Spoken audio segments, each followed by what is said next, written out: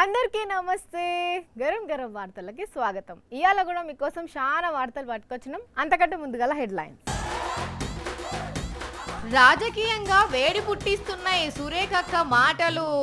నిజంగానే నడుస్తాయి అనుల్లా కమిషన్లు.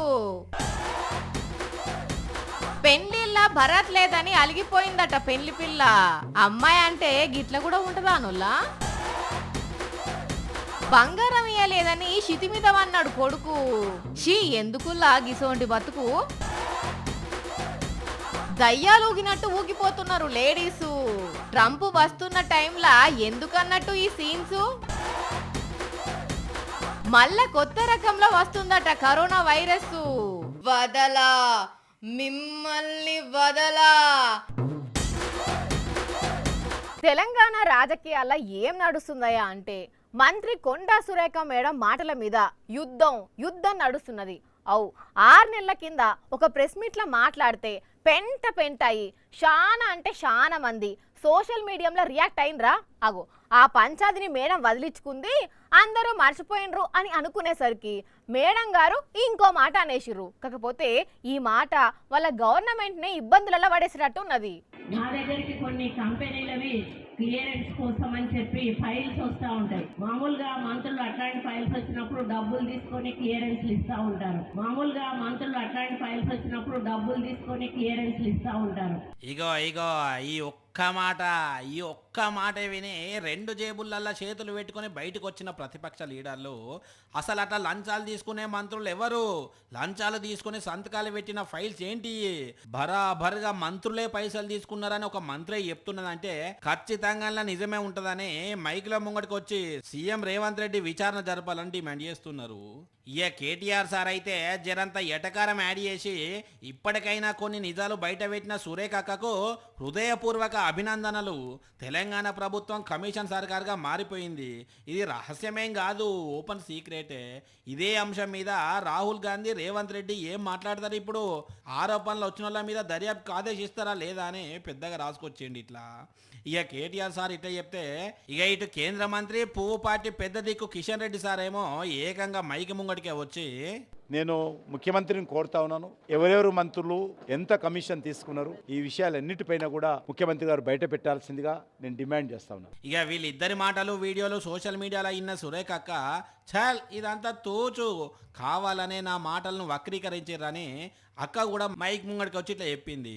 నేను కేవలం టీఆర్ఎస్ మంత్రులను దృష్టిలో పెట్టుకొని మాత్రమే చేయడం జరిగింది. మేము తీసుకోవడం లేదు అంటే మా కాంగ్రెస్ పార్టీ వాళ్ళు తీసుకోవడం లేదు అనే పద్ధతిలో నేను మాట్లాడితే దాన్ని వక్రీకరించి కథ సల్లగుండా ఇన్న రానోళ్ళ టీఆర్ఎస్ మంత్రులను దృష్టిలో పెట్టుకొని అన్నదాట.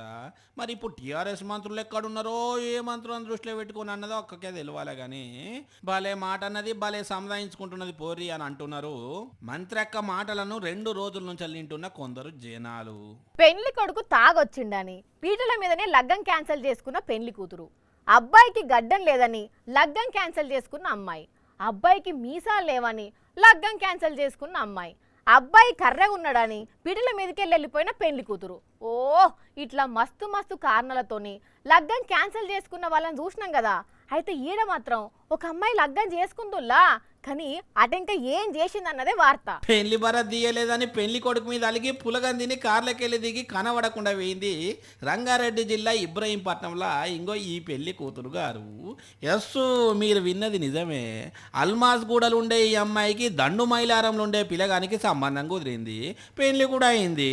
అయితే అప్పగింతలు అయిపోయినాక పిల్లగానింటి దగ్గరికి ఏరుకునేసరికి రాత్రి బ్యాండోళ్ళు డీజే వాళ్ళందరూ వెళ్ళిపోయినరాట.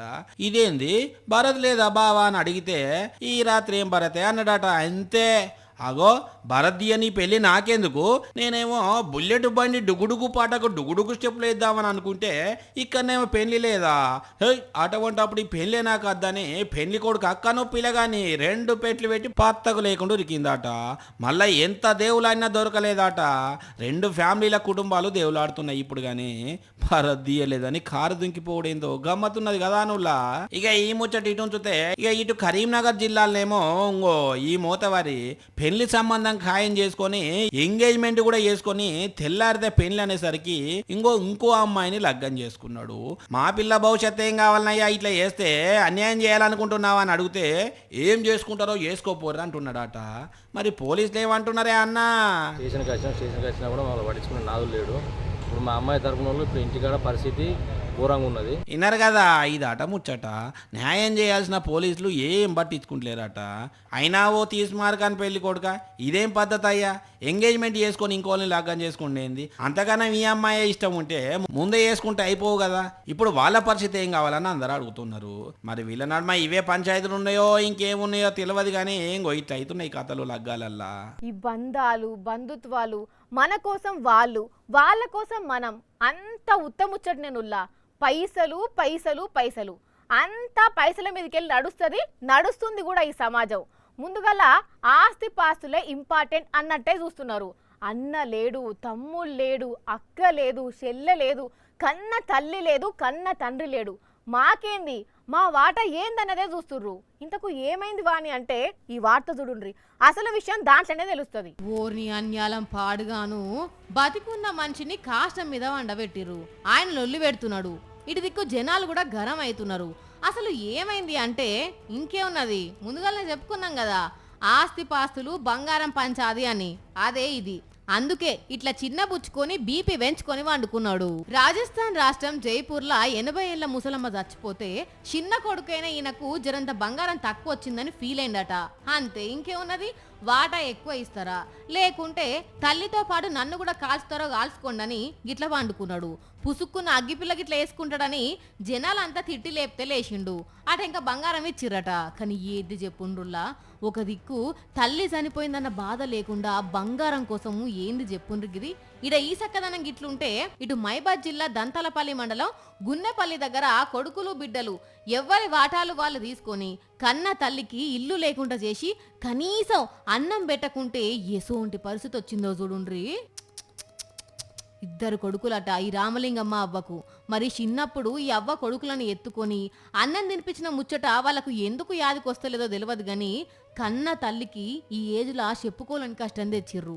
ఇసోంటి కొడుకులున్నారు కొందరు లోకం మీద. ఏం చేస్తాం? నాలోన శివుడు గలడు, నీలోన శివుడు గలడు, నాలోన గల శివుడు నీలోన గల శివుడు, లోకంబులేల గలడు, కోరితే శోకంబు పాపగలడు అని భరణి సారు పాట రాసిండు కదా. అట్లా రాసినట్టే నాలోన నీలోన మనుషుల్లోనే కాదు పాముల్లో కూడా శివభక్తి ఉంటదని ఇంగో గిడొక సర్పం నిరూపించిందుల్లా. పడగ విప్పి పరమశివుని ధ్యానంలో మునిగిపోయింది ఈ నాగుంబాము. శివుని మెడల ఎప్పుడు నాగుపాము ఉంటదని మనకు తెలుసు కదా. అట్లనే సేమ్ ఇక్కడ శివలింగం చుట్టుకొని లేకపోయినా ముందు హత్తుకొని శివుని భక్తిల లీనమైపోయింది. నెల్లూరు జిల్లా మనుబోలు చెరలోపల్లి శ్రీ విశ్వనాథ స్వామి గుల్ల మహాన్యాస పూర్వక రుద్రాభిషేకం పూజలు చేసిర్రు. అదే టైంలా పక్కనే ఉన్న పుట్టలోంచి వచ్చిన ఈ పాము సీదా శివలింగం కాడికి పోయి ఇట్లా దర్శనం చేసుకున్నది. దీన్ని చూసిన అక్కడున్న శివభక్తులు మస్తు మురిసిపోవట్టిర్రు. ఇయాల రేపు ఎవరిని నమ్మాలనో ఎవరిని నమ్మద్దో తెలియకుండా ఉన్నది. మంచోళ్ళే మనోళ్ళే అనుకుంటే నిండా ముంచిపోతున్నారు. సందు దొరికితే చాలు ఉన్నదంతా ఊడ్చుకొని అవతల పడతారు. రోజు గిసోంటి కేసులు పేపర్లల్లా టీవీలల్లా చూసుకుంటా కూడా మోసపోయేటోళ్ళను ఏమనలే మీరే చెప్పుండ్రి. గిడ చూడుండ్రి ఏమైందో. అబ్బా, కాశీకాయల దండ ఎంత బాగున్నదో, తలతల మెరిసిపోతున్నది కదా. అందాజా 10 తులాలు అనుకుండొచ్చు అనుకుంటున్నారా? ఎన్ని తులాలు ఉంటుందో ఏందో తర్వాత సంగతి. కానీ అసలు ముచ్చట ఎరకైతే షాక్ అవుతారు. ఇది గోల్డ్ గానే కాదు, డూప్లికేట్ బంగారంతో తయారు చేసిన దండ. ఈ నకిలీ దండాను చూపెట్టి కొంతమందిని నిండా ముంచిండ్రట కొందరు బద్మాషిగాళ్ళు. అనంతపురం జిల్లా హిందూపురంలో ఉండే 3 మనుషులు సూర్యాపేట జిల్లా మేళ్ల చెరువులుండే ఒక ఆయనకు ఫోన్ చేసి, మాకు సుట్టపైనకు వాళ్ళ పొలంలో లంకె బిందెలు దొరికినాయి, వాటి నిండా బంగారం ఉన్నది, అవి ఏం చేయాలనో సమజైతే లేదు, మీరు కొంటనంటే అగ్వ రేటుకి ఇప్పిస్తామని వీడియో కాల్లో చేసి బంగారం చూపెట్టిందట. అబ్బా, ఇదేదో మంచి గిరాకే అనుకొని దబ్బ హిందూపురం పోయిండు. ఇక పోవంగానే ఆయన చేతిలో కొంచెం అసలు బంగారం పెట్టి చెక్ చేసుకొని రాపో అని పంపిండ్రాట. ఇది అసలు బంగారం అని తెలియంగానే ఆయన కుబ్బాగలే. ఇక 3 లక్షలు ఇచ్చి అంతమందం బంగారం కొనుక్కొని ఇంటికి వేయండు. ఎందుకైనా మంచిది మంచిదని మళ్ళీ ఒకసారి టెస్ట్ చేస్తే ఇంకేమున్నది తుస్సు అది నకిలీ బంగారం అని తెలిసింది. లబ్బ మొత్తుకొని పోలీస్ స్టేషన్కి ఉరికిండు. వాళ్ళు కేసు రాసుకొని దర్యాప్తు చేస్తున్నారట. అందుకే ఆశకు అద్దు ఉండాలి అన్నారు వెనకటి పెద్ద మనుషులు. పుక్కిడికే వస్తున్నదానో అగ్గో సగ్వకే వస్తున్నదానో దొబ్బచ్చునని ఎగిరెగిరి పడితే ఉన్నది పోతుంది, కొన్నది పోతుంది. ఏమంటారు పబ్లిక్? చూసిరు కదా, ఇవి ఇవాల్టి గరం గరం వార్తలు. మళ్ళొచ్చే ఎపిసోడ్లో ఇంకిన్ని గరం గరం వార్తలతో కలుద్దాం. మన టైం అయితే గుర్తుకున్నది కదా, రాత్రి 8:30కు, మళ్ళీ పొద్దుగాల 8:30కు. మర్చిపోకుండా చూడుండ్రి. టాటా.